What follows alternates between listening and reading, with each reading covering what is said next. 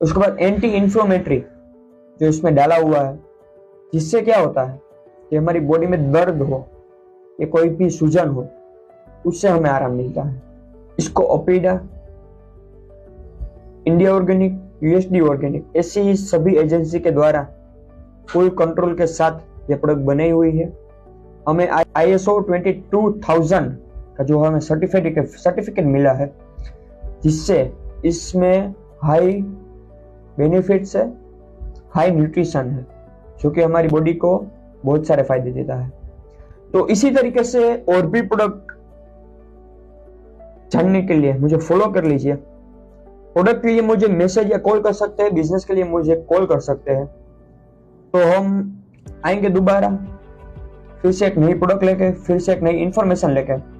तब तक के लिए be safe, be careful, be healthy and thank you.